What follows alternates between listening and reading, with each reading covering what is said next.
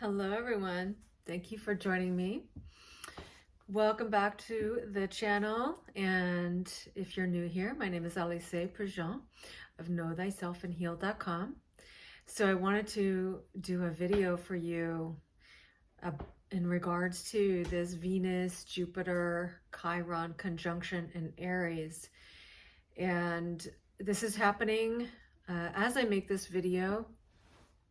So today is March 1st, so the first day of March, which is a big month for us because on March 7th, as we experience the full moon in Virgo, we're going to experience Saturn moving into Pisces, which is the opposite sign in the wheel of consciousness as Virgo. So it's going to naturally be activating our Virgoan consciousness as Saturn is in Pisces for its 2.5-year cycle. And then on March 24th, Pluto moves into Aquarius for the first time and will be retrograding back into Capricorn a handful of times and then back into Aquarius. But this is the beginning of the culmination of Pluto being in Capricorn since 2008. And then as it enters into Aquarius, it will begin a 20-year cycle from being in Aquarius in 2024 to 2044. So by 2024, Pluto will be finished and completed with its time in Capricorn consciousness. And then it'll just be Pluto Aquarius for 20 years, right? And I'm really excited about that. It's going to bring some different themes to our awareness in regards to our own unconscious, what it is that's in our really our fixed energies. Pluto is always going to refer to the unconscious mind and what is these fixed written scripts. And it's good to know, it's good to be aware of those because we get the opportunity to rewire those fixed energies and rewire particularly the synapses of the brain, especially with Pluto and Aquarius, because Aquarius is really correlated to the brain, and the brain is a receiver of information, not only throughout the body, but throughout consciousness itself, right? And just in case you don't know, Saturn and Uranus are both planetary guides to Aquarius, and Aquarius sits across from Leo consciousness, which is ruled or guided by the sun. And so Leo has to do with our own contribution of light in the world. So wherever our sun is in our natal charts, whatever sun sign we're born under, this is actually our natural contribution of light and cultivation of light through our incarnation. And so Pluto will be activating that. And so it's a big shift having Pluto move into Aquarius. And so that as a backdrop, because that's stirring up a lot, likely for all of us, these changes that are happening this month. And so today on March 1st, we have Venus and Jupiter and Aries, and this is at 12 degrees and some minutes. So you can see where is 12 degrees of Aries in your chart? What house is it in? Because this is the aspect of life that is really being expanded. Your Venusian energy in regards to Aries consciousness, right? So Venus and Aries and Jupiter and Aries, this conjunction happens every 12 years because Jupiter visits Aries every 12 years, right? Jupiter takes 12 years to move around the sky, move around our charts, move around all of the archetypes or the signs of the wheel of consciousness. So this happens every 12 years. And so it's a bit special, right? This only happens every 12 years that we have Venus in Aries with Jupiter. And interestingly, this time around, we have Chiron very close as well. Chiron's at 13 degrees and some minutes. So it's within a degree of this Venus-Jupiter conjunction. And that's important to note because really, as you likely know, Aries is ruled by Mars, or guided by the planet Mars, right? So this is our instinctual nature. And our instinctual nature is really going to be acting on behalf of our own evolutionary path, which is Pluto, and that's indicated by Pluto in your chart. Your personal evolutionary path, which is really coded in the unconscious as well. And Mars and Aries really has to do with what it is that we act upon, what it is our instinctual nature is in regards to our own evolutionary path, and our own empowerment versus disempowerment, right? So Mars and Pluto is always going to be talking about, it's always going to be the expression of our evolutionary path and in regards to our empowerment in alignment with our soul, and versus disempowerment or being out of alignment with our soul. So with Venus in Aries, Jupiter there, and Chiron. First of all, Jupiter is going to expand whatever it touches. So it's expanding this Venusian aspect happening, right? This Venusian, Venus and Aries, right? And so this can really be like ultimately expanding our desire to act upon our own identity. And this is wonderful because with Mars being in Gemini at the moment, out of its retrograde motion, and it is direct, right? This is really, and as we know, Mars has been in Gemini for a while, so we've been experiencing this 6-7 month transit, right? Mars and Gemini. This is really looking at our ideas, thoughts, perceptions, communications, and our connections. Gemini is really about how we connect the dots, how we connect things. Although in Gemini, it can be where we desire to name things, right? So it can be said as this or that, right? But it's really about this and that, because as we evolve our Gemini consciousness, we recognize that this and that actually help to clarify what it is that resonates with us personally, right? So what information is informing the holistic perspective.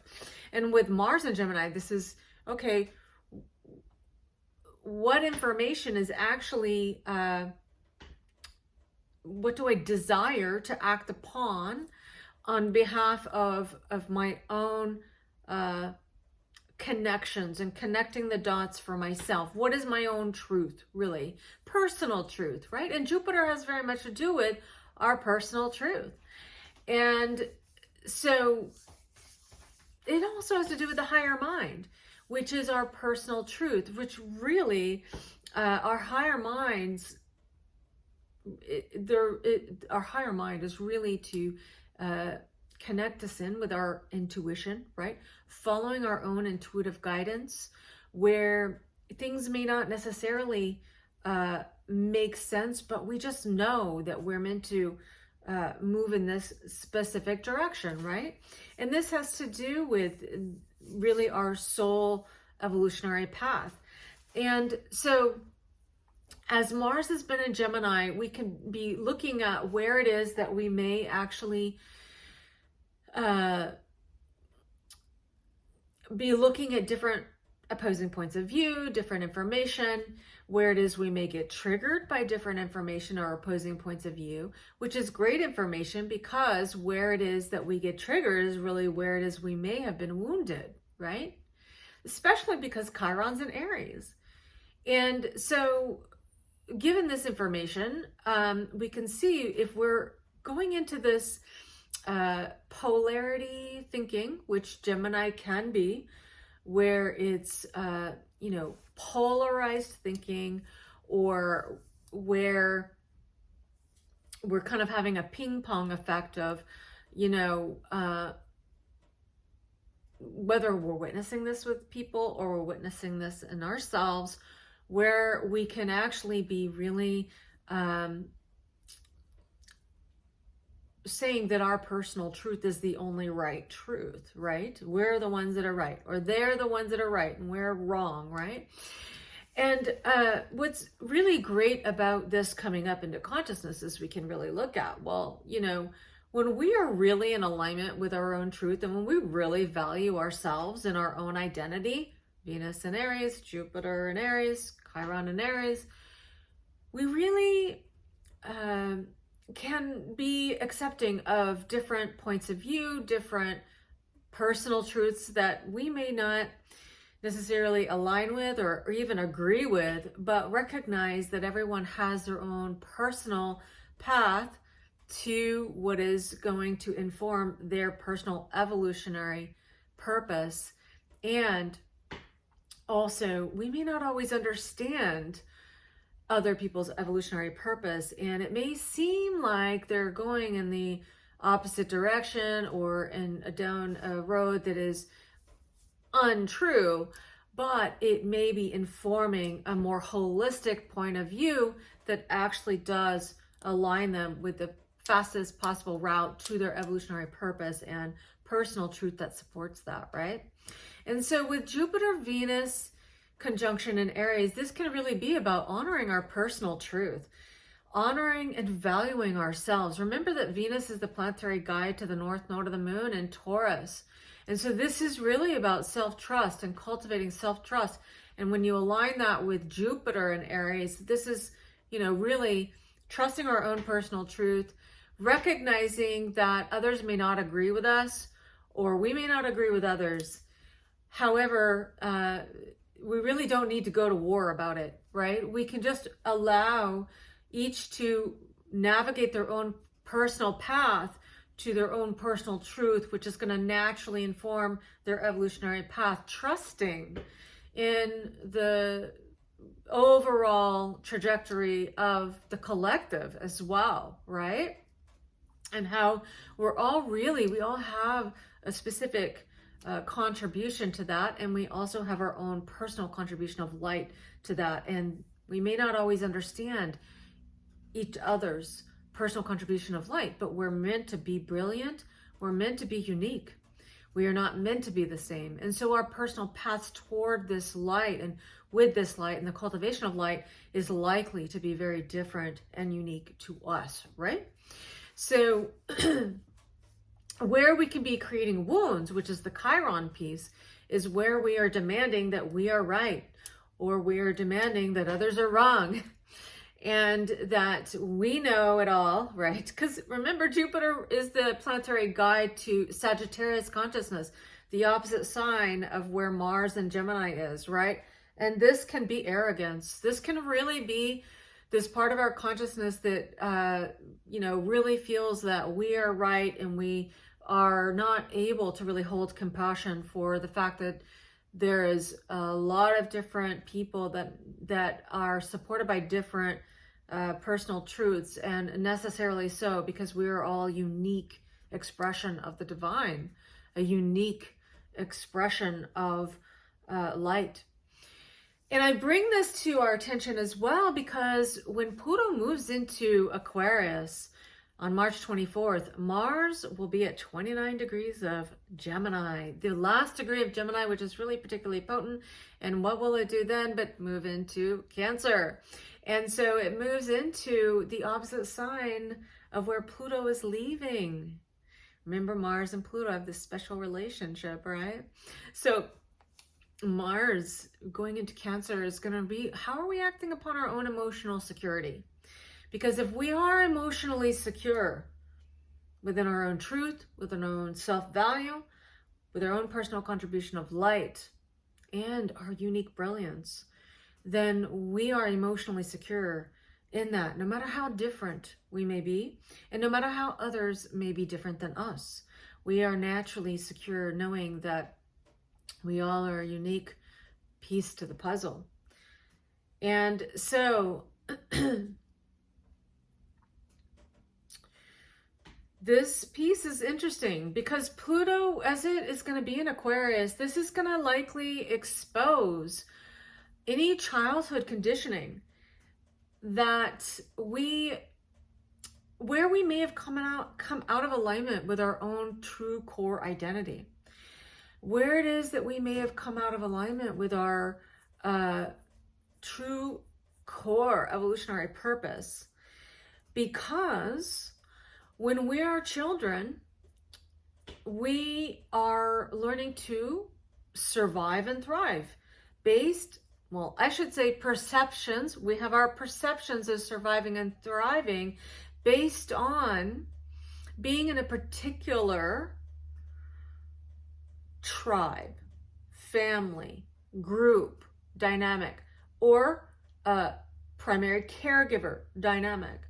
And so depending upon how much our own unique light was actually honored, no matter how different it was from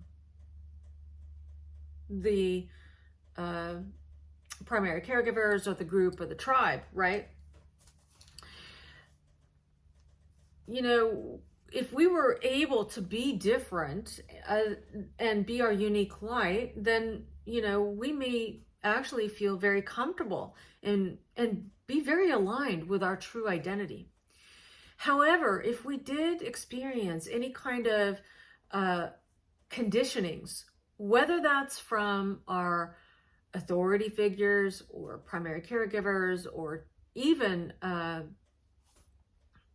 as we were growing up, could have been teachers, or just society in general, if we took on any social conditionings that were out of alignment with our true natural core in order to fit in order to fit another person's desire for us to be in alignment with their version of reality, then we actually may have been chipping away at our own personal identity, our true identity, our natural self.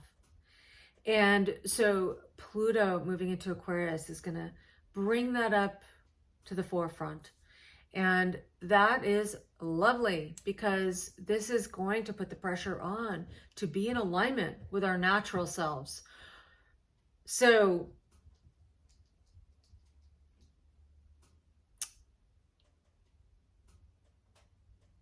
this is important, because, you know, really with the nodes of the moon being in Taurus and Scorpio, this has been also putting on the pressure to become in alignment with our natural selves. How do we do that? We come into alignment with our own self-love. We come into alignment with honoring what it is that we love and what it is that we align with naturally, resonate with naturally, not what we're told to align with, not what we're told is the truth, not what we're told we should be. It is about really honoring who we really are based on our senses, what we naturally like, what it is that we naturally believe as well, what it is that naturally supports us, what it is that is valuing us as well, our authenticity, our integrity, who we really are at the core level. And so remember that the nodes of the moon are going to move into Aries and Libra in July of 2023 too. So we're gearing up. This is really about removing things that are not in alignment with our true value of ourselves, which is our greatest treasure. Truly, our truest, greatest treasure is our own identity. And whether those in our lives believe it or not, our truest identity is actually a treasure to the collective as well, no matter how different and unique. And so, you know, one of the things that this is going to bring up with Pluto and Aquarius is it's also going to be, you know, we go through whatever family of origin we're birthed into, and we learn how to acclimate to that in order to, in our perceived survival and thrival, or it could have even been literally to, you know, survive and thrive. And then as we mature into adults, of course, we naturally attract relationships and groups that are going to reflect back those same dynamics. And if we've been doing our personal work and our inner work, particularly with Pluto and Capricorn through that transit, but also just in cultivating our own personal light and being in alignment with our own personal truth, then we're going to be able to shine our light, right, in a natural way. But if we haven't been doing that work, and by the way, within the group, right, within whatever group, so our friends are going to naturally be in alignment with that particular quality of light that we've been cultivating, being willing to be our individual selves, right, no matter what, and not compromising that for anyone, not for our friends, not for our groups that we associate with, not for our partners or lovers. We are who we are, right? And if we've been doing that work, this is going to be a very empowering transit. But then, if we haven't been doing our work, we're naturally going to want to be accepted by the group, accepted by the family, accepted by the peers, accepted by the friends, family members, group, whatever, however that shows up for you, right? So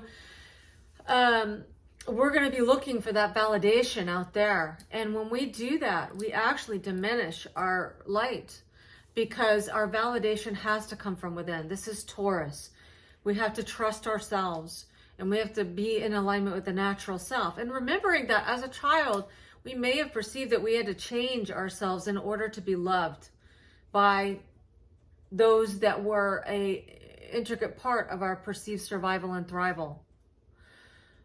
So this is the work that we're doing now. If we need to, if there's areas that we need to decondition, whether it's from our upbringing or, primary caregivers, family, or society in general.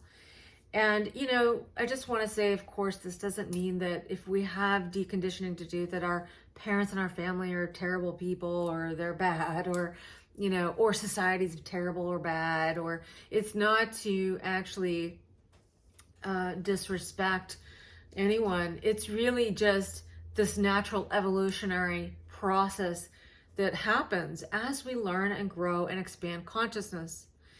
So as Venus and Jupiter and Chiron are in a conjunction in Aries, this can be expanding our capacity to really hone in on our personal truth, what it is that we personally love, and what it is we love about ourselves, and really honoring that.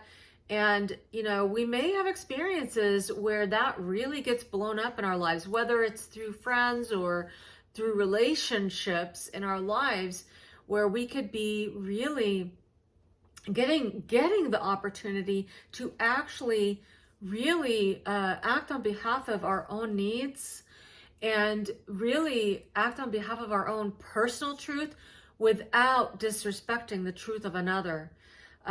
Because that can be done, even if it's different. We can act on behalf of our own truth without disrespecting another person's truth, personal truth, or personal path. And if we find that we are disrespecting others, or others are disrespecting us, this is where we can see that we get the opportunity to stand for our own personal truth in a respectful way. And if we cannot do that, then it may not be an energetic match for us any further, because our first obligation is to our own identity, our own core nature, our own natural self, and our own evolutionary path, as that is in true service to the collective. So I hope this is helpful. And if you do find it helpful, you're welcome to share this video, like or comment, as we know that always increases the algorithm. And so I'd love for you to share this, or like it, comment, so that it gets distributed. And then if you haven't subscribed to my channel and you would like to, of course, you are welcome to subscribe. And I'll see you on the next video.